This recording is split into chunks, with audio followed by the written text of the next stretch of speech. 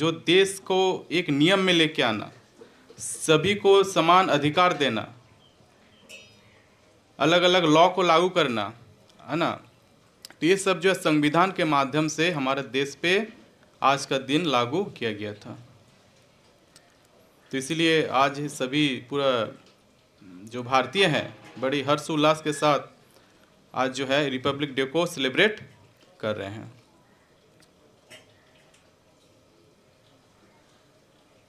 तो जो संविधान है वो हमें क्या देता है?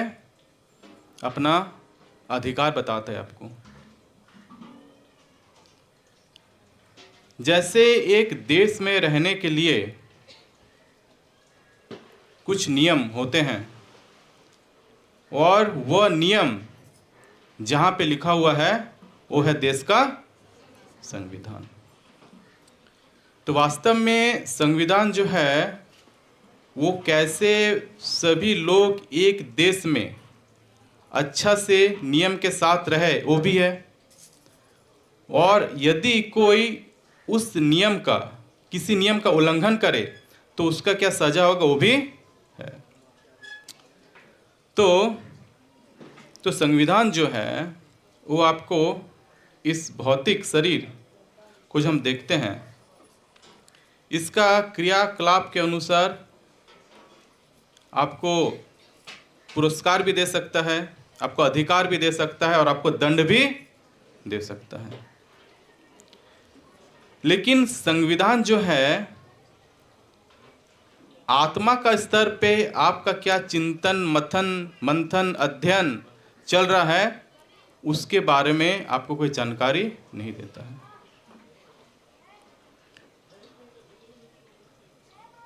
आपको समाज में किसी से कोई कष्ट है तो आप संविधान के तहत कानून का सहारा लेके उसके खिलाफ अपना याचिका दाखिल कर सकते हैं, लड़ सकते हैं ना।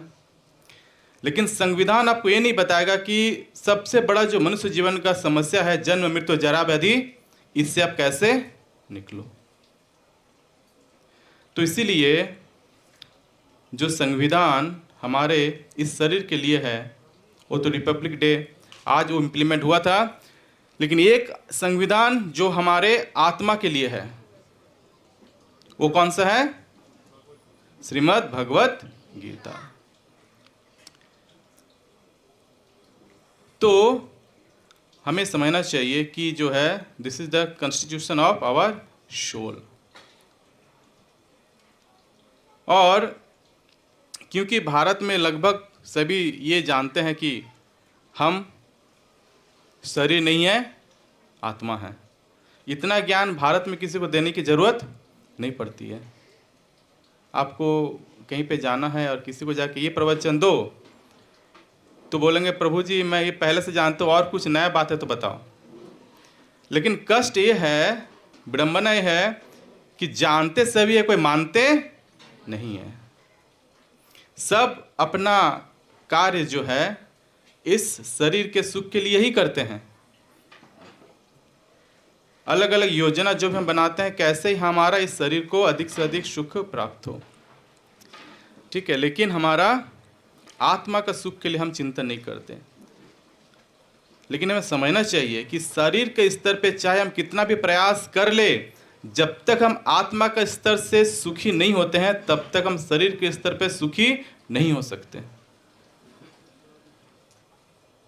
क्योंकि शरीर अभी आपको लग रहा सुख दे रहा है, कुछ दिन बाद ये शरीर आपको कष्ट भी देगा, कुछ दिन बाद इस शरीर में आपको बीमारी आएगा, कुछ दिन बाद इस शरीर पर आपको बुढ़ापा आएगा,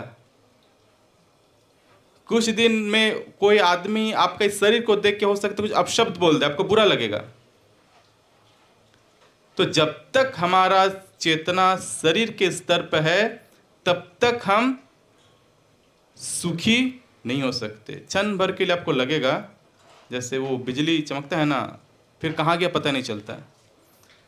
लेकिन जब आपका चेतना आत्मा स्तर पे हो जाएगा तो फिर बाहर का ये जो भी समस्याएं आपको दिख रही है सो कॉल्ड, वो आपको प्रभावित नहीं करेगा। तो हमें ये कृष्ण कॉन्शसनेस मूवमेंट जो है हमारा चेतना को शरीर से हटा के आत्मा से होके कृष्ण तक की ले जाने की प्रक्रिया है। आत्मा तक भी आपका चेतना जाए तो भी उसमें नाना तरह का उलझने आ सकता है, बट आपको कहाँ तक पहुंचना है? कृष्ण तक, है ना। International society for Krishna consciousness. तो इसीलिए जो हमारा कॉन्स्टिट्यूशन है, ये हमें समझना चाहिए कि हमारा आत्मा का जो कॉन्स्टिट्यूशन वो है श्रीमद् भगवत गीता। तो इसीलिए समझना चाहिए कि अगर हम भगवत गीता पढ़े तो हम भौतिक स्तर से ऊपर उठ के आत्मा के स्तर पे सुखी हो सकते हैं, और जब हम आत्मा के स्तर पे सुखी होंगे तो भौतिक स्तर के समस्याएं आपको विचलित नहीं करेंगे, नहीं करेंगे। हाँ, इसको बढ़िया से समझिए। आत्मा किस तरह से, जैसे मान लीजिए जैसे कोई नया नया शादी होता है कपल्स का, और शादी के एक हफ्ते बाद उसको पता चला कि भाई वहाँ पे जो क्या हुआ ना, कहीं पे युद्ध हो गया, कुछ हो गया, तो उसको ज़्यादा फर्क नहीं पड़ेगा ये सब बातों से। क्यों? क्योंकि अपना नया दुनिया में अपने मग्न है ना। अरे जो हुआ सो होने दो, हम तो अपना लाइफ में सही है, क्योंकि अपना चेतना कहाँ पे है ना, अपना जो नया जीवन उसमें लगा हुआ है। वैसे ही जब हम अपना चेतना को आत्मा में लगाएंगे तो हमारा भौतिक शरीर के प्रति जो क्रिया प्रतिक्रिया होती है वो आपको ज़्यादा प्रभावित नहीं करेंगे। तो इसीलिए आप लोग अधिक से अधिक जो है इस भगवत गीता, प्रभुपाद जी क्या दिए हैं आप समझ नहीं सकते। कल मैं सोच रहा था क्या श्लोक लूँ, तो एक श्लोक लिया, फिर हम सोचे कि कुछ इंपॉर्टेंट लाइन जो है उसको अंडरलाइन करें। एक बार पढ़ा, कुछ इंपॉर्टेंट लाइन दिखा, फिर जब दोबारा पढ़े और कुछ इंपॉर्टेंट लाइन दिखा, और जब 2-3 बार पढ़े तो ऐसा भी एक शब्द नहीं मिला जो इंपॉर्टेंट नहीं है। सारा का सारा पेज आप देख रहे हैं, देखिए पूरा ग्रीन हो गया है। मतलब क्या प्रभुपाद जी दिए हैं, केवल आप भक्ति करके इसका स्वादन कर सकते हैं। ये अमृत है, फिर आपको बाहर कुछ खाने का जरूरत नहीं पड़ेगा।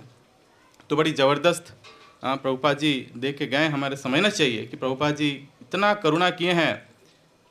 जैसे भगवान कलियुग में विशेष करके, जैसे भगवान का जो है क्या बोला जाता है ना, भगवान षड ऐश्वर्य से परिपूर्ण है, लेकिन उस षड ऐश्वर्य से भी ज़्यादा अगर भगवान इस कलियुग में हमें कुछ देते हैं, वो है भगवान का अहेतु की कृपा।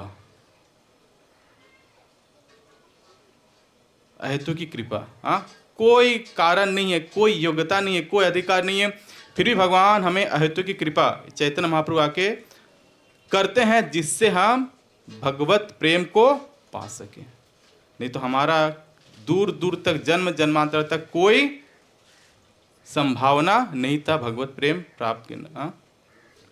तो जो गोलोकेरो प्रेम धन सबाकारे जांचे, तो महाप्रभु आके सबको जांच के मतलब जबरदस्ती, अरे ले लो ले लो ले लो। जैसे कोई दुकानदार कैसे आपके पीछे पड़ते हैं कि इस रख लीजिए, घर का काम आएगा, ये कर लीजिए, वो कीजिएगा, ऐसे महाप्रभु आके हमारे कृष्ण प्रेम प्रदान किया। फिर भी हम लोग मुंह उठा के भाग रहे हैं। और यही बड़ी सुंदर, अभी हम लोग मायापुर गए थे, परम पूज्य जयप्रकाश गुरु महाराज बोल रहे थे कि गौर प्रेम जो गौर लीला, गौरांग महाप्रभु आप सब जानते हैं ना, गौरांग महाप्रभु चैतन्य महाप्रभु कितना जानते हैं, हाथ उठाइए तो, कितना जानते हैं चैतन्य महाप्रभु को? बाकी लोग नहीं जानते? अच्छा ठीक है। तो बोलते कि गौर लीला, गौरांग महाप्रभु की लीला जो है अभी तक चल रहा है। कोनो कोनो भाग्यवान जीव देखिवारे पारे, कोई कोई भाग्यवान जीव जो उसको दर्शन कर सकते हैं, नहीं तो क्या है ना, गौरांग महाप्रभु का लीला अभी भी चल रहा है। तो हम लोग इसमें थोड़ा चिंतन कर रहे थे। जैसे महाप्रभु चैतन्य महाप्रभु थे जी, वो क्या करते थे कि जब महाप्रभु जाते थे संकीर्तन में, तो लोगों को बुला बुला के महाप्रभु आलिंगन करते थे, हरि बोल बोलने के लिए बोलते थे, और इतना ही करने मात्र से उनका जो है कृष्ण प्रेम उनके हृदय में स्थापित हो जाता था, और फिर भी लोग उससे भागते थे। अब महाप्रभु उसको उसके पीछे, अच्छा भागे तो क्या, महाप्रभु उसके पीछे दौड़ते थे, कहाँ तक भागेगा, और पकड़ के फिर उनको महाप्रभु बोलते हरि बोल बोलो, हाँ, आलिंगन करते थे और कृष्ण प्रेम देते थे। और ठीक वही लीला आज भी चल रहा है और आप सभी उसको करते हैं। कौन कौन भक्त यहाँ पे बुक डिस्ट्रीब्यूशन करने जाते हैं? बुक डिस्ट्रीब्यूशन किन्हीं को बुक दिए हैं अभी तक? दिए हैं ना? तो जब बुक डिस्ट्रीब्यूशन करने जाते हैं हम लोग क्या करते हैं, लोग जाते रहते हैं, उसको बुलाते हैं, प्रभु जी माता जी सुनिए, वो नहीं रुकता, तो फिर आप उसके पीछे जाते हैं, अरे प्रभु जी 2 मिनट इससे ज़्यादा आपसे हम समय नहीं लेंगे। अरे फिर वो बोलेंगे नहीं समय नहीं है, अरे प्रभु जी 2 मिनट क्या चला जाएगा, कौन सा आपका गाड़ी छूट जा रहा है। ऐसे हम बोल बोल के जाके उनको भगवत गीता दिखाते हैं, देते हैं, और वो लोग फिर भी बोलते नहीं घर में है, ये है वो है, फिर भी उसको भागता है, लेकिन फिर भी आप उसके पीछे पड़े रहते हो। हाँ, तो जैसे महाप्रभु लोगों को कृष्ण प्रेम नहीं चाहिए था, जबरदस्ती दे रहे थे, वैसे आप सब भक्त जो क्या कर रहे हो, इस लोगों को इस भौतिक जगत में जो फंसे हैं उसको उद्धार के लिए आप चैतन्य महाप्रभु का प्रेम, कृष्ण प्रेम इस भगवत गीता ग्रंथ वितरण के माध्यम से दे रहे हो। तो प्रभुपाद जी एक जगह बोले हैं कि भाई जो लोग नियमित रूप से पुस्तक वितरण करता है, हरि बोल, तो प्रभुपाद जी बोलते उसका गारंटी मैं लेता हूं कि इस जीवन के बाद वो भगवत धाम को अवश्य जाएगा, जो उत्साह के साथ ग्रंथ वितरण करते हैं। समझे? तो इसीलिए ग्रंथ पढ़िए और दूसरे को पढ़ाइए। नहीं मेरे पास तो एक भगवत गीता और मेरे को नहीं चाहिए। एक घर में कम से कम 5-6 मोबाइल होता है, जितना आदमी कम से कम उतना मोबाइल होगा, उससे ज़्यादा होगा कम नहीं होगा, लेकिन भगवत गीता पूरे घर में एक, हाँ, सबके पास होना चाहिए। तो जैसे आज के रिपब्लिक डे में जैसे हमें अपना संविधान मिला था, हमें अपना अधिकार में पता चला था, और जो हम अंधकार में थे उससे हमें उजाले की ओर गए और हमें अपना अधिकार प्राप्त हुआ। वैसे ही एक श्लोक में जब भगवत गीता भगवान पूरा बोल दिए, तब अर्जुन एक श्लोक में भगवान को बोलते हैं, वो श्लोक है 18.73। तो ये समझ लीजिए, जहां से एक चीज को समझिए बड़े ध्यान से, कि जहां भारत का संविधान, देखिए भारत का संविधान एक है, यही संविधान किसी और देश में चले जाइए कुछ और है, तो आप यहाँ पे कुछ नियम का अनुपालन कर रहे हैं, दूसरे देश में जाएंगे तो फिर दूसरा नियम का अनुपालन कीजिएगा। लेकिन भगवत गीता पूरा ब्रह्मलोक से लेके आदि सृष्टि से लेकर आज तक वही है। अमेरिका में जाएगा तो वही भगवत गीता मिलेगा, दूसरा कुछ नहीं मिलेगा। तो इसीलिए जहां पे संविधान खत्म होता है, संविधान का ज्ञान खत्म होता है, वहां से भगवत गीता शुरू होता है। क्योंकि संविधान आपको क्या देता है? आपका मौलिक अधिकार बताया, आपको फ्रीडम दिया, आपको सारा देश का जो नियम कानून उसका जानकारी दिया। और जब आपको ये फ्रीडम, इस स्वतंत्रता मिल जाए, आपको पता चले कि क्या कर्म है, इस भौतिक शरीर के लिए हम क्या करें नहीं करें, तो क्या होगा जब हम ये समझ लें कि हम इस नियम से हैं कि हमें कोई कुछ कर नहीं सकता। एक एग्जाम्पल मैं सुना रहा हूँ, इसको थोड़ा समझिएगा ध्यान से, कि जैसे अमेरिका में ऐसा है ना, अभी तो आप लोगों के घर में अगर बच्चे बदमाशी करें तो आप 2 थाप लगा सकते हो, लेकिन अमेरिका में ऐसा नहीं है। अमेरिका में अगर बच्चे को आप थप्पड़ लगाएं तो बच्चे को वहाँ का संविधान पता है कि फलाना नंबर डायल करेंगे पुलिस ले जाएगा, माँ बाप को उठा के ले जाएगा। बहुत जन सोचते हैं कि अमेरिका चले जाएं। तो ऐसे एक इंडियन फैमिली, उसको तो आदत था, तो अमेरिका में रहते थे और बच्चे से बड़ी परेशान थे। जैसे आप लोग सब होते होंगे, इधर उधर कुछ तोड़ फोड़ करे, कुछ करे, माता पिता बड़ी परेशान, लेकिन क्या करें, मार नहीं सकते हैं, क्यों? बच्चे को संविधान पता है कि हम बोलते हैं पापा अगर, और वहाँ पे ना वो बच्चे को सिखाया जाता है स्कूल में, बेटा अगर माँ बाप अधिक टॉर्चर करे ना तो फलाना नंबर फ़ोन करना और पुलिस आएगा। एक पिताजी जो है अपने बच्चे को हॉस्पिटल ले गया, उसका हाथ टूट गया था, फ्रैक्चर हो गया था। ले गए, डॉक्टर प्लास्टर किया, पूछा कि कैसे टूट गया, बड़े प्यार से बोले कि देखिए ना डॉक्टर साहब, हम लोग उधर काम कर रहे थे और खेलते खेलते गिर गया, टूट गया, फ्रैक्चर हो गया। बोलते अच्छा ठीक है, हम कर दिए हैं, अभी 2 महीना प्लास्टर रखिएगा, फिर ठीक हो जाएगा। बड़ी आ गया घर, दवाई ववाई लेके, और तुरंत 2 मिनट बाद जो वहाँ पे घर में उसका पुलिस आ गया। पुलिस आके बोलता ये आपका बच्चा है? हाँ। ये खेलते खेलते हाथ टूटा है? बोलता हाँ। बोलता चलिए हम आपको जेल ले जाने आए हैं। बोलता अरे, बोलते मेरे को डॉक्टर साहब फ़ोन किए हैं कि आप जो हैं, आप लोग जो हैं बच्चे को परवरिश करने वाले माता पिता नहीं हैं, आप लोग जो केयरलेस पेरेंट हैं, कि आपको पता नहीं बच्चा गिरेगा तो हाथ टूटेगा, और आप ऐसे जोखिम भरा अवस्था में बच्चे को कैसे छोड़ दिए। हाँ, और बच्चे को हम अच्छा जगह संस्कार देंगे, वो बच्चे को ले गया। वो बेचारा 7 महीना केस करके इधर उधर करके 7 महीना बाद अपना बच्चे को वापस पाया। तो कभी कभी जब हम इस तरह संविधान को समझते हैं तो हमारे अंदर का जो मिथ्या अहंकार है हमें अलग अलग काम करने के लिए उस्काता है, समझे। तो ये मिथ्या अहंकार कैसे दमन होगा? जब हम भगवत गीता पढ़ेंगे।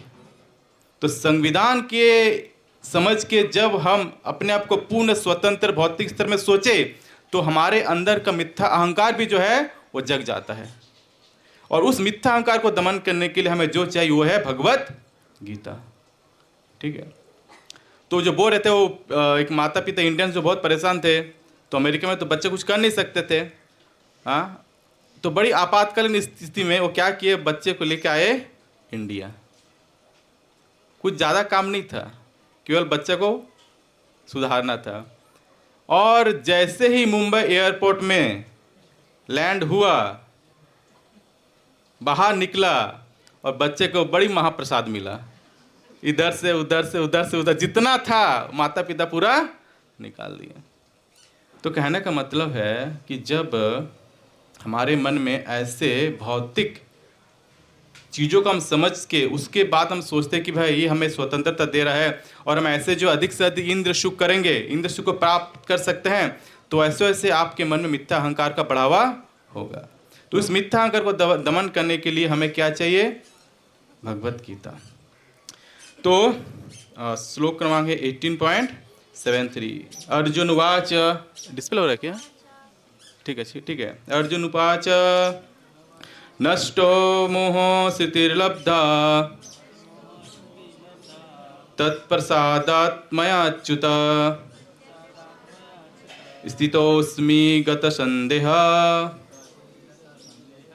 करिष्ये वचनं तव। बहुत सुंदर श्लोक है। जब अर्जुन पूरा भगवत गीता सुन लिए, हाँ, और तब जाके अर्जुन ये रिप्लाई करते हैं भगवान कृष्ण को। क्या बोलते हैं अर्जुन? कि हे कृष्ण, हे अच्युत, अब मेरा मोह दूर हो गया, आपके अनुग्रह से मुझे मेरी स्मरण शक्ति वापस मिल गई। अब मैं संशय रहित होकर तथा दृढ़ हूँ और आपके आदेशानुसार कर्म करने के लिए उद्यत हूँ। सारा संशय, सारा मोह जो है अर्जुन का दूर हो गया। तो बहुत सुंदर। तो 2 चीज़ का यहाँ वर्णन किए हैं कि अर्जुन की वो स्वीकार है कि किसमें थे, वो संशय में थे और मोह में थे। और यहाँ पे अर्जुन भगवान को क्या बोलकर संबोधन कर रहे हैं कि हे कृष्ण, हे अच्युत। तो अच्युत जो है भगवान के नाम अच्युत क्यों है? क्योंकि भगवान हमेशा भगवान है। भगवान अपने महिमा से कभी च्युत नहीं होते, कभी भगवान अपने महिमा से नहीं गिरते। आप ये नहीं बोल सकते कि भगवान सुदर्शनधारी, अच्छा ये बहुत स्ट्रांग लग रहा है, और कहीं देख रहे कि अर्जुन के रथ चला रहे हैं भगवान, तो लग रहा थोड़ा सा भगवान यहाँ शायद कमजोर है, अर्जुन का आदेश नहीं। भगवान हमेशा भगवान है, ईश्वर परम कृष्ण। तो इसीलिए जो कुछ भी करे, चोरी करे, डकैती करे, रथ चला ले, रन छोड़ के भाग जाए, हमेशा वो भगवान है जिसका महिमा का कभी खनन नहीं होता, वो है भगवान अच्युत। ठीक है। दूसरा कि भक्त जो है, भक्त पर स्नेह दिखाने में भगवान कभी चूकते नहीं है। ये हम समझना चाहिए कि भगवान जो है भक्त पर हमेशा अपना कृपा वर्षण करते हैं, इससे कभी भगवान चूकते नहीं, इसीलिए भगवान का नाम अच्युत है। और तीसरा मैं कहीं सुना था कि जिनके भक्तों का कभी पतन नहीं होता, उस भगवान का नाम है अच्युत। जिनके भक्तों का कभी पतन नहीं होता, वो भगवान के नाम है अच्युत। तो यहाँ पे क्योंकि अर्जुन जो है वो मोह में था, संशय में था, और भगवान सारा उसका मोह को दूर कर दिया, हाँ, और अशेष कृपा और स्नेह भगवान जो है अर्जुन पे दिखलाएं, इसीलिए यहाँ पे भगवान को अच्युत बोल के संबोधन किया जा रहा है। तो यहाँ पे तात्पर्य प्रभुपाद जी लिखते हैं कि जीव जिसका प्रतिनिधित्व अर्जुन कर रहा है, उसका स्वरूप यह है कि वह परमेश्वर के आदेश अनुसार कर्म करे। तो ये जो पूरा हम भागवत गीता हम देखते हैं, यहाँ पे प्रभुपाद जी एक लाइन में लिखे, पहले लाइन क्या कि अर्जुन जो है इसका किसका प्रतिनिधित्व कर रहा है? हम सभी का। तो हम सभी जीव का प्रतिनिधित्व जो है यहाँ पे अर्जुन कर रहे हैं, और उसका आदेश क्या है कि हमें आदेशानुसार, भगवान के आदेशानुसार कर्म करना चाहिए। तो इसे समझना चाहिए कि भगवान हमेशा भगवान होते हैं और हमें उसका आदेशानुसार कर्म करना चाहिए। चाहे अभी जो जैसे भगवान चाहे जैसे पुत्र बन गए, माँ यशोदा का पुत्र बन गए, उखल से बांध दिए, फिर भी वो भगवान है। नंद महाराज का जो चप्पल है उसको माथे पे लेके आते हैं, फिर भी वो भगवान है। गोपियाँ तरह तरह से जो है कृष्ण को बोलते हैं आप ऐसा करो, ऐसा करो, ऐसे नाचो, ऐसा गानो, ऐसा गाओ, कुछ भी बोल के उसको तिरस्कार कर देते हैं, फिर भी वो भगवान है। और वास्तव में जो भक्त भगवान के साथ ऐसे संपर्क में जुड़े हैं, वो भक्त भगवान के अधिक प्रिय हैं। जैसे द्वारका में 16,108 रानी हमेशा इंतजार करते थे कि कृष्ण कुछ आदेश दे। कृष्ण बोले कि मुझे 1 गिलास पानी चाहिए, तो 16,108 गिलास पानी आता था कि आप P low, P low, P low. इतना वहां पे उसका सत्कार होता था। आदेश का एक भी इधर से बात उधर नहीं होता, जो भी आदेश करे उससे पहले उसका पूरा हो जाए। लेकिन फिर भी भगवान कृष्ण द्वारका में रह के किनको याद करते थे? ब्रजवासी को। और ब्रजवासी कौन थे? कृष्ण का सुनते थे कि कृष्ण को सुनाते थे? कृष्ण को सुनाते थे कि तुम ऐसे करो, लंपट, कुछ भी बोलते हैं कृष्ण को, छिछोरा, क्या क्या सब ब्रजवासी में होता है। और फिर भी उस बोलते, कृष्ण बोलते क्या क्या, जब ऐसा कुछ बोले और उसका कान में आए, कृष्ण बोलते हैं तो ये जो ब्रह्मा जी मेरे को आरती करते हैं, वो जो गोविंद मादेश पुरुषम, या और भी जो आरती है, उससे कई गुना मेरे को अच्छा लगता है कि कोई जब ब्रजवासी उसको इस तरह से कुछ मीठा मीठा बात बोले। तो कृष्ण को ऐसे समझ पाना बहुत मुश्किल है। तो केवल भक्त जो है वही केवल कृष्ण को समझ सकता है, नहीं तो बाकी सब क्या होगा, ऐसे बिविल्डर हो जाएगा, भ्रमित हो जाएगा। तो इसीलिए यहाँ पे बोला गया कि चैतन्य महाप्रभु बोलते हैं कि जीवेरस, जो जीव का स्वरूप वो क्या है? भगवान के नित्य दास के रूप में है। और इस नियम को भूल जाने के कारण जीव प्रकृति द्वारा बद्ध हो जाता है। ये बड़ी इंपॉर्टेंट है कि हमारा स्वरूप क्या है? हम सेवक हैं। ठीक है, जैसे पानी का स्वरूप क्या है? हमेशा नीचे की ओर जाना। तो हमारा सेवा जो स्वरूप है वो हमेशा सेवा करने का लिए सेवक का है। आप कोई भी देख लो, ऐसा आप में से कोई है जिनके पास कोई सेवा नहीं है, जो बोल सकते कि हम किसी का सेवक नहीं है? कोई है क्या? कोई ना कोई सेवक है, किसी ना किसी का हम सेवक जरूर हैं। ये तो हमारा स्वरूप है जीव का कि हम सेवक रहें। लेकिन हम सोचते कि, आप लोगों से कितना जन सोचते कि हम सेवक हैं, और कितना जन को ये सोच के अच्छा लगता है कि सेवक बहुत बड़ी बात है। हमारा स्वरूप क्या है? स्वभाव क्या है? सेवक। और हम है वास्तव में सेवक। लेकिन हम सोचते क्या है अपने आप को? हाँ, स्वामी, मालिक सोचते हैं ना। कोई आपको अगर कोई बोले कि अरे आप जो है कोई सेवक के नाम से बुलाए, हाँ, तो आपको लगेगा अरे, लेकिन आपको कोई मालिक बोल के पुकारे, संबोधन करे, आपको लगेगा हाँ कुछ तो बात है मेरा में।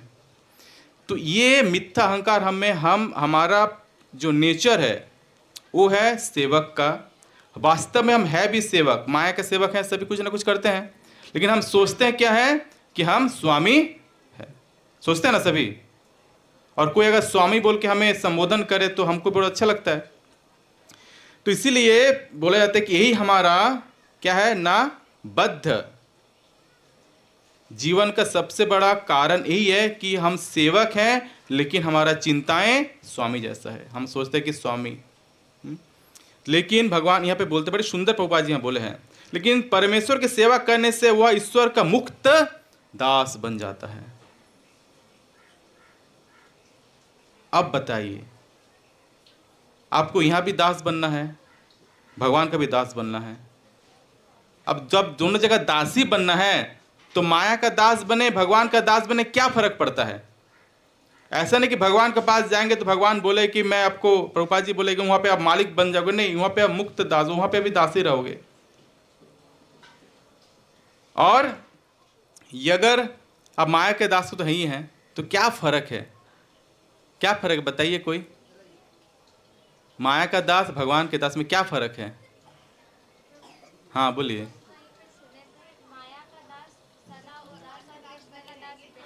सदा हाँ, सही बात है। माया का दास सदा उदास और कृष्णदास बिंदास। एक चीज है कि जब हम माया के दास हैं, आप हो कौन? दास, लेकिन आपका प्रवृत्ति क्या है? स्वामी बनने का। तो जब माया के अधीन रहते हैं, हमको कोई दास बोले तो बुरा लग जाता है, दासों का दास बोले और बुरा लगेगा, और दासानुदास और बुरा लगेगा। लेकिन हमें कोई कुछ नहीं भी हो, कोई अगर बोले आप मालिक हो, आप स्वामी हो, आप प्रभु जी हो, प्रभु हो, आपको बड़ी अच्छा लगेगा। लेकिन आध्यात्मिक जगत में इसका विपरीत होता है। आध्यात्मिक जगत में सब कोई दास बनना चाहता है, क्योंकि वहां दास बन के जो आनंद है वो मालिक बन के नहीं है। तो आध्यात्मिक जगत में सब कोई दास बनना चाहते हैं और दास बनना चाहते हैं, दासानुदास वाला फीलिंग वहां पे अधिक से अधिक है। इसलिए वहां पे कोई अगर दास बने तो सुखी हो जाता है। लेकिन भौतिक जगत में सब दासी है, लेकिन प्रवृत्ति क्या है? हमको मालिक बनना है, स्वामी बनना है, बस समझे। तो यही कारण है कि अगर माया के दास में रहेंगे तो हमारा चेतना में हमेशा ये चिंता रहे कि हम स्वामी कैसे बने, और कृष्ण के दास में रहेंगे तो मुक्त दास नहीं बोला कि हमारा हमेशा टेंडेंस हम कैसे दास बने, कैसे हम दासानुदास बने, कैसे और हम अधिक से अधिक दासत्व भाव को डेवलप करें। प्रभुपाद जी बाद में लिखे हैं, इवन कृष्ण भी दास मीन्स कि आप किसी का सेवा कर रहे हैं ना। और जब आध्यात्मिक जगत में भक्त भगवान को सेवा करते हैं तो बात मानिए, कृष्ण जो है ना अवसर ढूंढते हैं कि मुझे भी भक्तों का सेवा करने का मौका मिले, ढूंढते रहता है अवसर और छोड़ते नहीं है जब भी उसको मिले तो। हाँ, इसीलिए यहाँ पे प्रभुपाद जी की जगह लिखे हैं कि कैसे कृष्ण के बारे में वर्णन किया। देखिए, वे सब के मित्र हैं और भक्तों पर विशेष कृपालु रहते हैं। वो प्रकृति तथा समस्त जीवों के अधीक्षक है, वो अक्षय काल के नियंत्रक है और समस्त ऐश्वर्य एवं शक्तियों से पूर्ण है। फिर भी क्या है ना, भगवान भक्त को आत्मसमर्पण भी कर सकता है। तो जब भी मौका मिले भगवान जो है भक्त को आत्मसमर्पण कर देते हैं। आपको जैसे नचाना है बस शुद्ध। तो देखते हैं ना, जैसे हम लोग बहुत सारे देखते हैं, जैसे अर्जुन सारथी बन गए, हाँ, और जब सारथी बने तो भगवान उसको पूरी तरह से निभाए। एक सारथी का जो कर्तव्य होता है कि जो रथ पे बैठा है उसका पूरे पर सेवा करना, भगवान उसको पूरी तरह निभाए।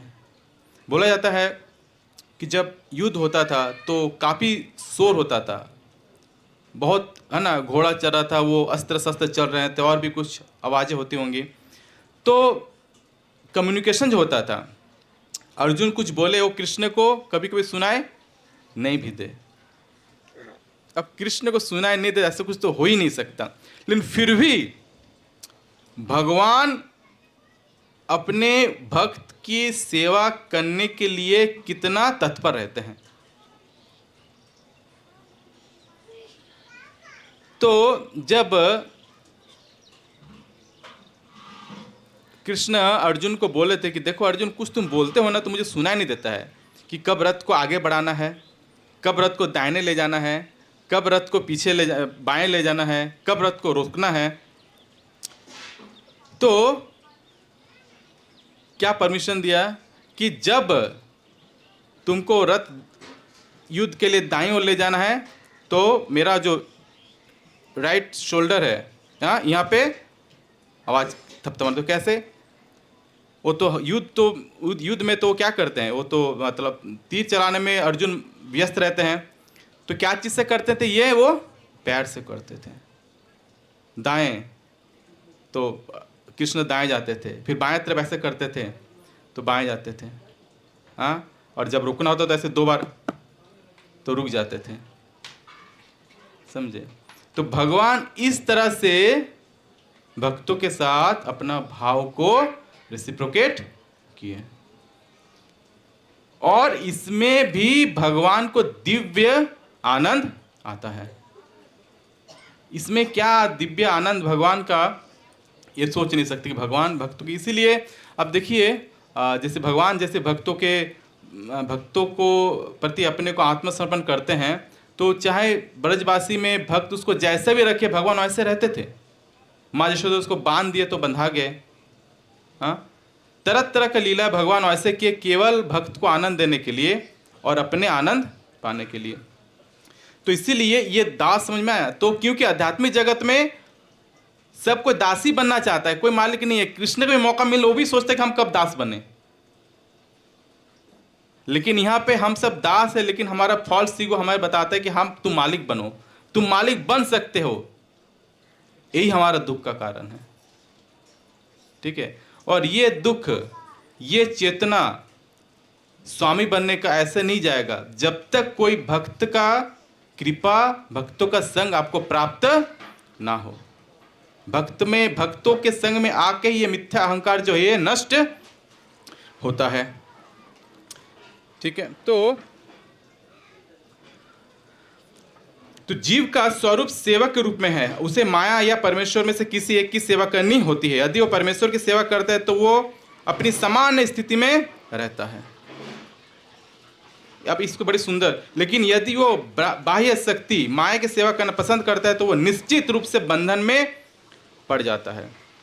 तो यहाँ पे 2 चीज, कि अगर जीव भगवान की सेवा करता है तो उसकी स्थिति क्या है ना, सामान्य। प्रभुपाद जी बोले सामान्य स्थिति।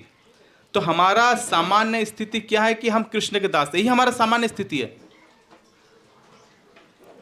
जैसे अर्जुन का क्षत्रिय है, उसका सामान्य स्थिति क्या है, युद्ध करना, धर्म उसका। तो भगवान बोले कि अगर तुम अभी बड़ी प्रवचन कर रहे हो कि मेरा सगा संबंधी आत्मीय परिजन है, इनसे हम युद्ध नहीं करेंगे, कहीं और जाके ध्यान करेंगे, लेकिन तुम कौन हो, क्षत्रिय हो। तुम यहां भी युद्ध नहीं करोगे तो कहीं ना कहीं जगह तुम युद्ध ही करोगे। तो उसी तरह हमारा जो स्वाभाविक स्थिति है वो है क्या, हम भगवान के दास, ये स्वाभाविक है हमारा। लेकिन कभी कभी हम क्या करते हैं ना, उसको भुला के हम क्या माया को सेवा करना पसंद करते हैं, तो वह निश्चित रूप से बंधन में पड़ जाता है। तो माया मीन्स कि भगवान की कोई सेवा, ऐसा नहीं कि भाई हम भगवान का सेवा करेंगे और किसी का सेवा नहीं करेंगे, परिवार का सेवा नहीं करेंगे, ऐसा नहीं। परिवार में आपके जो भी हैं उन सभी का सेवा अगर आप भक्ति करते हैं तो और अच्छा तरीका से कर पाएंगे, है ना। तो ये समझना चाहिए कि हम अगर भक्ति करते हैं तो हम जो भी परिवार में सेवा में लगे हुए हैं, बाकी जैसे भोजन बनाना इत्यादि इत्यादि करना, तो हमको लगे कि हम बहुत अच्छा से और कर पा रहे हैं। क्योंकि जब भी हम कुछ सेवा करते हैं तो सबसे पहले भगवान को ऑफर होगा, और जब भगवान को ऑफर होगा तो हम हमारा क्या करेंगे, हमेशा बेस्ट देंगे उसको अच्छे से बनाने के लिए। तो इसीलिए, और यही चीज़ अगर हम भगवान को केंद्र में ना रख के करें तो क्या होगा ना, एक की एक कर्म बंधन जो है हमें बांधते जाएगा। सपोज कि आप सेवा करते हैं घर में, और उस सेवा के रिसिप्रोकेशन के तौर पे आपको कोई कुछ बोलता है कि बहुत अच्छा सब्जी बना है, बहुत कुछ बना है, आपको अच्छा लगता है ना। तो कहीं ना कहीं हमारा अपेक्षा होती है इन चीजों को लेके, लेकिन अगर कोई कुछ बुरा बोल दे तो हमारा अपेक्षा क्या होता है, किसी और से अच्छा सुनने का। वो बुरा बोल दे, किसी और से अच्छा सुनने का, है ना। तो ये अपेक्षा हमारे मन में हमेशा रहता है। तो इसी को बोला जाता है माया का बंधन में पड़ना, कि हम संसार में ढूंढते रहते हैं कि कहाँ से सुख मिले, ऐसा कुछ लोगों को हम सुखी कर दे जिससे जो है क्या होगा ना, हमें बहुत सारा प्रशंसा मिले। और ऐसा जीवन में, संसार में कोई नहीं है जिसको आप पूर्ण रूप से संतुष्ट कर सकते हो। अधिक से अधिक प्रयास कर लें, किसी को आप संपूर्ण रूप से संतुष्ट नहीं कर सकते। 2 दिन 4 दिन 2 साल 4 साल, एक समय आके कुछ ना कुछ आपको वो बोल ही देगा। भाई भाई का आजकल नहीं हो रहा है, बाप बेटे का, सब कुछ देख रहे कलियुग का क्या प्रभाव है। तो इसीलिए जब हम भक्ति में रहेंगे तो आपका क्या रहेगा कि हम केवल कृष्ण को संतुष्ट कैसे करें, फिर आप बाकी आपका अपेक्षा नहीं रहेगा कि हमको उसको संतुष्ट करना है। सेवा आपको संतुष्ट कीजिए, लेकिन उससे आपका अपेक्षा नहीं रहेगा कि वो मेरा तारीफ करे, ठीक है, क्योंकि आप जो है सीधा भगवान की सेवा में। तो इसीलिए आप जब सेवा करते हैं, भक्ति करते हैं ना, तो बात मानिए, बहुत जन सोचते हैं कि भक्ति करेंगे तो परिवार कैसा चलेगा, या फिर ये गलत सोच है। अगर हम भक्ति करते हैं, कृष्ण को सेंटर में लाते हैं, तो आप जो भी परिस्थिति में आपके हैं, उस परिस्थिति में आपको परिवार को उतना सामर्थ्य या जो भी सीमित आपको क्षमता है और बेहतर पहले का अपेक्षा आप चला सकते हैं, चला लोगे। जैसे एक समझिए एक बात को, कि जैसे एक पागल खाना होता है और वहां पे सब पागल है। तो जब वहां पे सब पागल है तो वहां पे रहन सहन को लेके वो लोगों में आपस में कोई मनमुटाव नहीं होगा, होगा क्या? वो भी पागल, वो जहां रहना जहां सोना कुछ भी करेगा, कोई दिक्कत नहीं है। लेकिन कोई बाहरी व्यक्ति आके जब देखेगा तब उस पर करुणा आएगा, अरे ये देखो कैसे जिंदगी जी रहा है, हाँ एकदम पागल जैसा रहता है, ठीक है। तो वैसे ही हम संसार रूपी पागल खाना में भरे पड़े हैं और हमें लगता है कि हम भौतिक जीवन में जो कुछ कर रहे हैं या करने का प्रयास कर रहे हैं बहुत सही है। लेकिन जब एक भक्त अपने दृष्टि से हमें देखता है तो उनकी करुणा हम पे आती कि कहाँ पड़ा हुआ है, और फिर वो भक्त हमें क्या करते हैं ना, उद्धार करने का मार्ग बताते। और फिर जब हम उसका अनुसरण करते तो फिर हमको पता चलता कि हम पहले क्या थे। तो ये कहीं ना कहीं जाके हम सबका ऐसे ही गति है, घटना हम सबके साथ जीवन में ऐसे ही होता है। तो इसीलिए यहाँ पे बोला गया है कि हमारा चॉइस है कि हम माया के शक्ति में रहें या भगवान के सेवक बने। हाँ, तो इस भौतिक जगत में जीव मोहवश सेवा कर रहा है, मोहवश वह काम तथा इच्छाओं से बंधा हुआ है, फिर भी वो अपने को जगत का स्वामी मानता है, यही मोह कहलाता है। मुक्त होने पर मनुष्य का मोह दूर हो जाता है और वह स्वेच्छा से भगवान की इच्छा अनुसार कर्म करने के लिए परमेश्वर की शरण ग्रहण करता है, स्वेच्छा से। तो हमें जब भी भगवान की भक्ति करना चाहिए ना, वे स्वेच्छा से करना चाहिए, नॉट एट गन पॉइंट, कोई जबरदस्ती नहीं। ये बड़ी इंपॉर्टेंट है। तो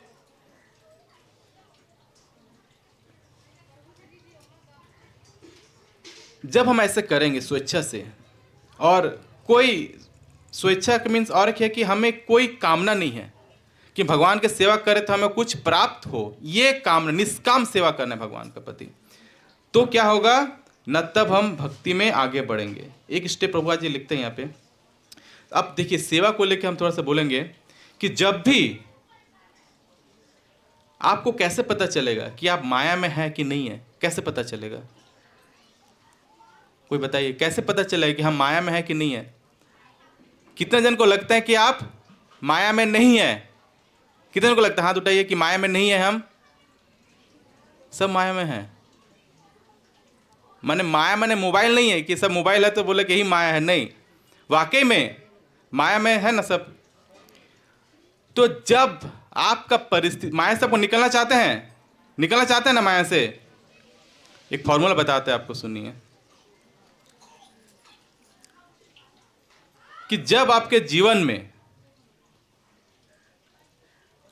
भगवान, भक्त या इस्कॉन को लेके कुछ सेवा आप कर रहे हो और सेवा करते करते आपको ये लग रहा है कि भाई अरे बच्चे को पढ़ाना भी है, कुकिंग भी करना है, ऑफिस भी जाना है, 1 घंटा लेक्चर भी सुनना है। प्रभु जी लोग बोलते हैं कि डेली 1 घंटा लेक्चर सुनो, 1 घंटा रीडिंग करो, 16 माला करो। जब आप इन सब चीज़ों में उलझे हुए हैं और आप सोच रहे कि हम कहाँ से समय निकालें, तो उस टाइम आप माया से मुक्त हैं। बस समझे कि कैसे हम 16 माला करेंगे? टाइम निकालना है मेरे को, सुबह से मंगल आरती करना है, 16 माला करना है, डेली 1 घंटा पढ़ना है, 1 घंटा लेक्चर सुनना है, बच्चे को पढ़ाना है, ऑफिस जाना है, ये करना है, और भी कुछ सेवा असाइन किया है, बुक डिस्ट्रीब्यूशन करना है, ये डिस्ट्रीब्यूशन करना है। आपको लगे कि इतना सारा सेवा आ रहा है, हम सेवा को कर नहीं पा रहे और सेवा को करने के लिए आपको समय निकालना पड़ रहा है, तो उस समय सोचिए कि आप माया से मुक्त हैं। और जब आपको लगे कि हाँ काम तो इतने बोला था प्रभु जी कर दे, अभी तो फ्री टाइम है, टीवी देखते हैं, जब आपको लगे आपके पास समय है, वो समय नहीं, वो माया है। तो आप लोग अपने आप को इतना बिजी कर लीजिए कि आपको घर का काम के लिए, ऑफिस के काम के लिए, कुकिंग के लिए इत्यादि जो भी, उसके लिए आपको समय खोजना पड़े। कैसे हम समय निकालें? आपके पास अगर लगे कि हाँ प्रभु जी हम करना चाहते हैं, हमारे पास सेवा का कमी है, क्या सेवा करें? तो यहाँ पे डॉक्टर रंग कृष्ण बाबू हमारे बैठे हुए हैं, और भी प्रभु जी लोग आके बोलिए, आपको सेवा एकदम कूट कूट के दिया जाएगा। अगर आपको लगता है कि नहीं हम माया के संसार में मस्त हैं, तो फिर भगवान भरोसे ही रहिए। तो इसीलिए हमें समझना चाहिए कि हम अगर माया में निकलना चाहते हैं तो हमें अपने चारों तरफ से, एक बार परम पूज्य जगत सिंह महाराज को बोला गया, और भी सुन रहा था कि गुरु महाराज, कोई भक्त आके बोले कि महाराज मेरे को इतना सेवा मिलता है, वो बोलते कि ये करो, वो बोलते ये करो, वो बोलते ये करो, हम कैसे करें? मेरे 24 घंटा कम पड़ रहा है मेरे के लिए। तो गुरु महाराज बोले कि यही परफेक्ट लाइफ है, कि चारों तरफ से जब इतना सेवा आ जाए और हम उसको करने के लिए सोचते कि हम कैसे समय को एडजस्ट करें, तो आप समझ लीजिए फिर माया देवी आते देखते चारों तरफ से तो घिरा हुआ है, ये चारों तरफ से प्रोटेक्टेड है, वो फिर वहीं से घूम जाता है। तो इसीलिए सेवा लीजिए, सेवा लीजिए, सेवा पहला। दूसरा, जब आपको सेवा मिले, अब हरिनाम करेंगे, हो सकता है कि आपको भगवान के नाम के प्रति उतना रुचि निष्ठा ना आए, लेकिन भगवान की नाम में रुचि बढ़ाने का सबसे प्रमुख अंग है सेवा। जब हम सेवा करते हैं तो हमारा हृदय शुद्ध होता है और शुद्ध मन से भगवान के नाम ले सकते हैं। आप एक बार करके देख सकते हैं। आप एक दिन टेम्पल आइए, झाड़ू कीजिए, प्रिंस सेवा, जो बर्तन, ये सब करके देखिए, उसके बाद आप भगवान का नाम लीजिए, घर जाए, आपको देखिए कि आपको लगे कि हम कितना एक अच्छा काम करके आए हैं। यहाँ पे किसी को जो सेवा करते, किसी को कोई पैसा नहीं दिया था, वो स्वेच्छा से करते हैं। तो इसीलिए जब सेवा का उपाय, मौका हमारे पास आए तो उसको लपक लेना चाहिए। और सेवा मीन्स क्या? सेवा मीन्स कि हम भगवान की सेवा तो ही है, जिनके साथ सेवा हम कर रहे हैं, कोई भक्त आपके साथ रहेगा, उसकी संतुष्टि। कभी कभी हमें सेवा मिल जाता है, इसको थोड़ा समझिएगा। जो लोग थोड़ा सा रेगुलर डिवोटी है टेम्पल में, सेवा हमें मिलता है, सेवा करना चालू करते हैं, और फिर जो है सेवा पे हम क्या डाल देते हैं? प्रजल्प। प्रजल्प मीन्स सब्जी काट रहे हैं, कुछ और बातें, पता है वो प्रभु जी, वो माता जी ऐसे ऐसे ऐसे ऐसे। ये सबसे गलत होता है। इससे क्या होगा कि आप जब किसी भक्त के प्रति ऐसा बोलेंगे तो आपका भक्ति घट जाएगा।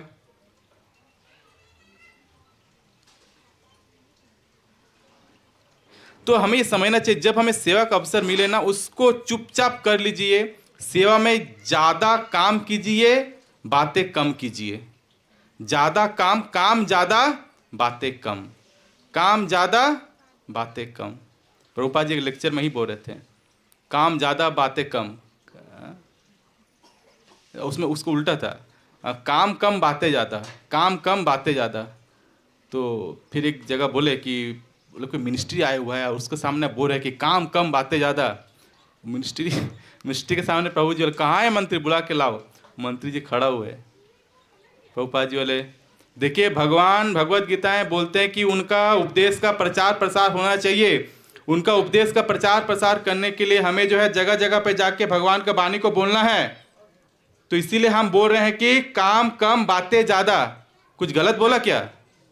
मंत्री बोले, नहीं नहीं प्रभु जी, आप सब सही बोल रहे हो। देखिए प्रभुपाद जी, मंत्री जी भी हमारे बात को सपोर्ट करते हैं, तो कल से जो प्रचार कार्य है दुगना कर दो। तो इसीलिए हमें समझना चाहिए कि सेवा जब आए तो उसमें हमें ऐसा कुछ ना करें सेवा के दौरान कि जो सेवा का फल हमें प्राप्त होने वाला था वो प्राप्त नहीं होगा, यदि उस सेवा से किसी भक्त का कष्ट पहुंचता है, किसी भक्त पर कष्ट पहुंचता है। ठीक है, ये बहुत केयरफुल रहिए और आप लोग अधिक से अधिक से सेवा कीजिए। इससे आप भक्ति में त्वरित गति से आगे बढ़ सकते हैं। तो इसीलिए अब प्रभुपाद जी आगे लिखते हैं बड़े सुंदर कि मुक्त होने पर, आप जब इस तरह से मुक्त होने के लिए हमारे पास आते हैं तो मुक्त होने पर पुरुष का मोह दूर हो जाता है और वो स्वेच्छा से भगवान की इच्छा अनुसार कर्म करने के लिए परमेश्वर की शरण ग्रहण करता है। जब सब कुछ देख लिए कि नहीं मजा आ रहा है भगवान का काम करने के लिए, सब कुछ मजा आ रहा है, तब माया के पास और एक अस्त्र रहता है। ये फाइनल टेस्ट होता है आपका। सुनिए क्या टेस्ट है ना। प्रभुपाद जी लिखते कि तब जीव को फांसने का माया का अंतिम पास यह धारणा है कि वह ईश्वर है। बड़ी खतरनाक। प्रभुपाद जी, जब आप इतना से भक्ति कर रहे हो या फिर कहीं आपको सुने आप में कुछ सतोगुण आया और फिर माया आपको यह प्रलोभन देगा, अरे तुम खुद भगवान बन सकते हो, जरा सोचो, यहां भी सेवा कर रहे हो और भगवान धाम में जाके भी सेवा ही करेगा। सेवा ही करना है तो क्या फायदा, सोचो कैसे भगवान बनो। ये माया आपको, ये अंतिम चाल है माया का। अगर आप इसमें पास कर गए तो फिर आपका रिजर्वेशन पक्का है। हाँ, तो इसीलिए कभी कभी मन में आता है ना कि जो है, अरे हाँ ये तो बहुत सही बात है, भगवान ही बन जाना है। ये मान लो अभी जो अच्छा लग रहा है सब कुछ करने के लिए, पता नहीं कल को ये सब हो पाएगा कि नहीं हो पाएगा। जन्म मृत्यु जरा बद इत्यादि लगा हुआ है, लेकिन अगर भगवान बन जाए तो हम एक शाश्वत शरीर को प्राप्त करेंगे। तो ये जो है हमारे क्या होता है, माया का जो है अंतिम पास होता है कि आप ईश्वर बन सकते हो। ठीक है, तो जीव सोचता है कि अब यह बद्ध जीव नहीं रहा, अब तो वो ईश्वर है। बोलता है ना बहुत जन, अरे कहाँ इधर उधर ढूंढ रहे हो, भगवान तुम्हारे अंदर है, अंदर वाले भगवान को जगाओ, तुम खुद भगवान बन जाओगे। हम लोग को लगता हाँ अंदर तो भगवान है। हाँ?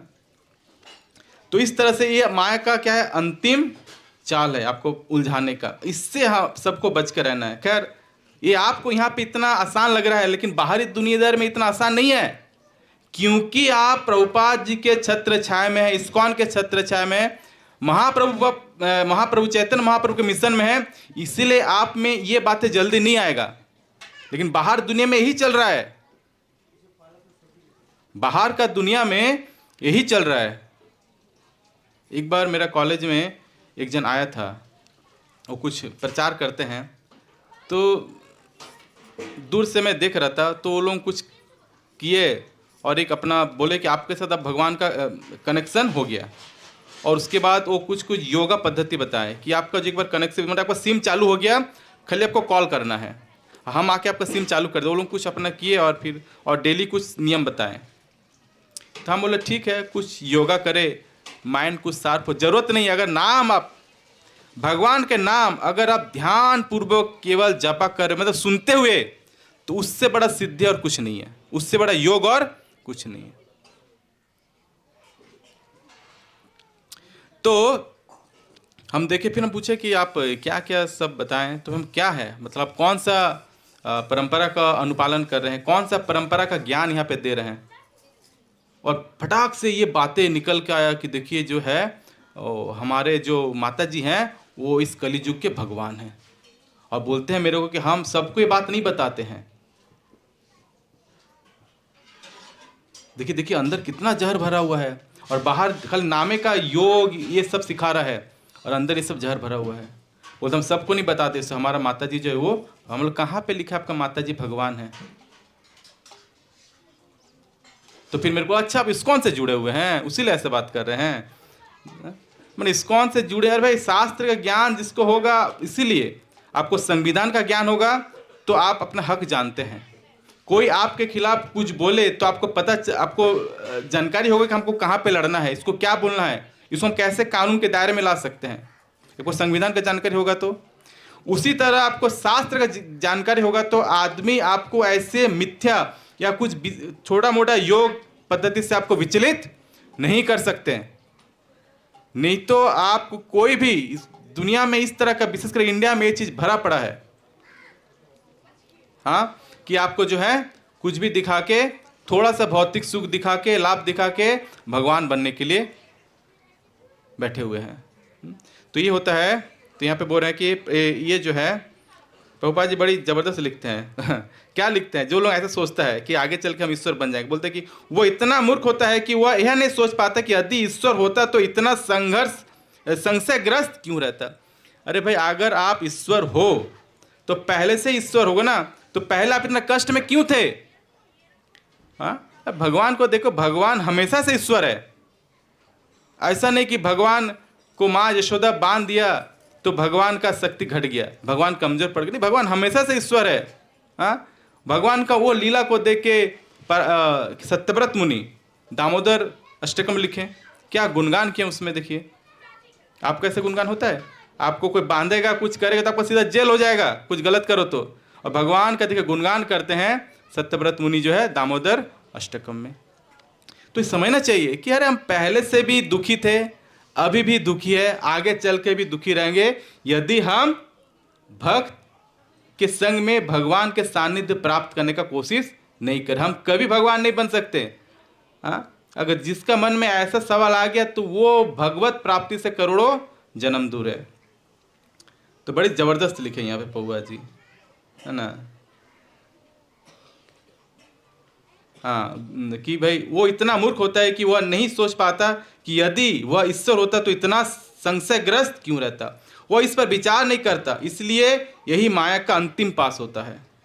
वस्तु तो माया से मुक्त होना, भगवान श्री कृष्ण को समझना है और उनके आदेशानुसार कर्म करने के लिए सहमत होना, ये है।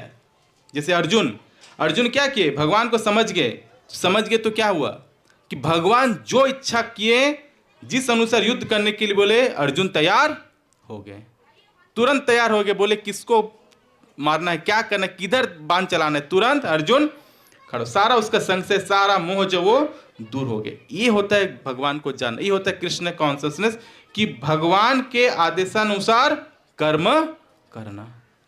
तो भगवान का आदेशानुसार, भगवान का आदेश कहाँ से मिलेगा, शास्त्र मिलेगा, है ना। और यही धर्म है, धर्म तो साक्षात भगवत परिणीतम, जो भगवान बोले वही धर्म है, बाकी कुछ भी धर्म नहीं है। ये चीज हमें समझना चाहिए कि भगवान जो बोले हैं वही धर्म है। एक बार मैं सुन रहा था कि इस भौतिक जगत में कुछ भी चीज आप अच्छा क्यों ना बना ले, कोई साइंटिस्ट हो, कुछ भी चीज, अगर वो वस्तु भगवान कृष्ण की सेवा में ना लगाते हैं तो कहीं ना कहीं जाके वो वस्तु समाज के लिए उत्पात ही मचाएगा। बड़ी जैसे आप देख सकते हो अभी पूरा दुनिया में इतना एटम बम है कि उसका अगर आधा 1/4 भी अगर सब चला दे तो पूरा दुनिया नष्ट हो जाएगा। इतना सारा सबके पास परमाणु अस्त्र है। तो ये साइंस का देन है ना, रॉकेट साइंस का देन है ना, जो भी साइंस टेक्नोलॉजी लगा इसमें। तो इसीलिए कि कुछ भी वस्तु को अगर हम भगवान के सेवा में ना लगाते हैं, उन्हें कहीं ना कहीं जाके वो कुछ ना कुछ गलत परिणाम समाज के लिए, देश के लिए, इंडिविजुअल के लिए वो जरूर देगा। इसीलिए हमें समझना चाहिए कि सारा चीज कृष्ण का है और हम सारा चीज को कृष्ण की सेवा में कैसे लगाएं। कृष्ण के अतिरिक्त हम कुछ भी सेवा को, कुछ भी चीजों को अपना पर्सनली या और कहीं लगाते हैं, कुछ ना कुछ वो गलत परिणाम देगा। अब इसको विचार करके देखिएगा। मोबाइल आप देख लीजिए, कितना शौक से मोबाइल खरीदते थे, हाँ, उसके बाद पता चला इसका हजारों परिणाम है। शरीर पे असर पड़ता है, बच्चों पे असर पड़ता है, बच्चे मोबाइल के लत लग जाते, फिर घर छोड़ के बाहर नहीं जाता है, घर में चाहिए तो मोबाइल चाहिए। कितना सारा इसका नेगेटिव चीज है। आजकल मैं आपको बता दूं, जितना भी सरकारी कर्मचारी है उसको अगर एक चीज बोल दे कि कल से आपको मोबाइल नहीं लाना है, तो वो लोग दुनिया का सबसे सुखी आदमी होगा। क्यों? मोबाइल है, तुरंत कोई फोन कर दिया, अरे कहाँ पे ये काम करो, कहाँ है वो काम करो। पहले सोचते थे मोबाइल है तो भाई मस्त है। अभी बहुत को लगता है कर्मचारी को कि मोबाइल अगर बोले कि हाँ यहाँ पे मोबाइल अलाउ नहीं, बोले बहुत बढ़िया, तो क्या होगा, उतना कांटेक्ट नहीं कर पाएगा, आना पड़ेगा, किसी से मैसेज करना पड़ेगा। अब तुरंत तुरंत एक काम हुआ कि नहीं दूसरा काम, दूसरा काम हुआ कि नहीं तीसरा काम। खैर काम करना चाहिए। मेरा कहने का मतलब यह है कि कोई भी चीज़ों को अगर भगवान की सेवा में ना लगाए, कुछ ना कुछ दुष्परिणाम अवश्य देगा। ठीक है, तो वस्तु तो माया से मुक्त होना, भगवान श्री कृष्ण को समझना और उसके आदेशानुसार कार्य करना होता है। वास्तविक ज्ञान तो यह समझना है कि प्रत्येक जीव भगवान के शाश्वत सेवक है, लेकिन जीव अपने को इस स्थिति में ना समझ कर सोचते हैं कि वह सेवक नहीं अपितु इस जगत का स्वामी है। ठीक है, और वह प्रकृति प्रभुत्व जताना चाहता है। यह मोह भगवत कृपा से या शुद्ध भक्त की कृपा से जीता जा सकता है। ये बड़ी सुंदर बात है कि हम सब जानते हैं कि हम क्या है, शरीर नहीं है, आत्मा है। हम सब जानते हैं कि हमें जो भगवान की सेवा करना चाहिए, माया की सेवा नहीं करना चाहिए, लेकिन हमारा मन में ये सेवक बनने का भाव, हमारा मिथ्या अहंकार उसका बीच में आ जाता है। आपको बोलेगा अरे सेवक तुम तो स्वामी है, तो वो मिथ्या अहंकार कहां जाके टूटेगा? ना भगवत कृपा से या शुद्ध भक्त के संग से। तो इसीलिए ये जो भक्तों का संग आप देख रहे हो, इसको ऑर्डिनरी मत समझिए। ये बहुत दुर्लभ है भक्तों का संग।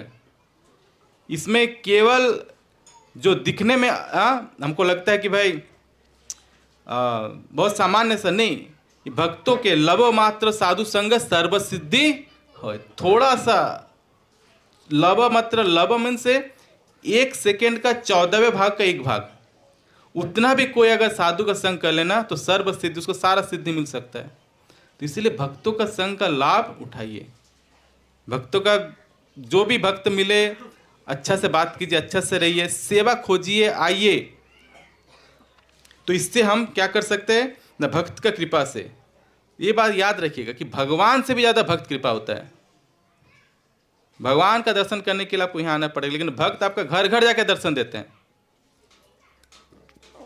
समझे। तो इसीलिए हमें समझना चाहिए कि ये बहुत दुर्लभ संग है भक्तों का। और जब इस मोह जो हमारा दूर हो जाता है, तो क्या होता है ना, हम तुरंत कृष्ण भावनामृत में कर्म करने के लिए राजी हो जाते हैं। ये बहुत सुंदर। तो ये जो है हमारा जब मिथ्यांकर हट जाएगा तो हम कृष्ण भावनामृत करने के लिए तुरंत राजी हो जाएंगे। फिर आपको बाहरी चीजों से उतना क्या होगा, विचलित नहीं होंगे। ठीक है, बहुत बहुत धन्यवाद। श्रीमद् भगवद गीता यथारूप के, श्रील प्रभुपाद के, गौर प्रेमानंदे। किसी कोई प्रश्न है तो पूछ सकते हैं। कोई प्रश्न आज का डिस्कशन को लेके मन में कोई प्रश्न है? बहुत जन को अच्छा नींद आया। हाँ, एक बार एक कथावाचक कथा कर रहे थे और एक सामने में एक माता जी कथा कथन पूरा सोया। कथा खत्म हुआ, प्रभु जी बहुत सुंदर कथा, बहुत सुंदर कथा प्रभु जी। अब प्रभु जी से रहा नहीं गया। माता जी आप तो सामने बैठे थे, अब मैं तो देख रहा था, शुरू से लेकर अंत तक सोए। बोले प्रभु जी क्या बताया, मेरे को घर में ना रात को नींद नहीं आता है, मैं दवा खाता हूँ एक तो फिर भी नींद नहीं आता है, सब तरफ सो जाता है, सब लोग सो जाते हैं, कोई आवाज़ नहीं, एकदम साइलेंट सब कुछ, फिर मेरे को नींद नहीं आता। लेकिन आपका कथा का प्रभाव तो देखिए, दोनों तरफ से बॉक्स बज रहा है, इतना आवाज आ रहा है, फिर भी हम सो गए। तो ठीक है, आप लोगों को श्रोता बनना है, सोता नहीं बनना है ना। कथा में श्रोता बनना है।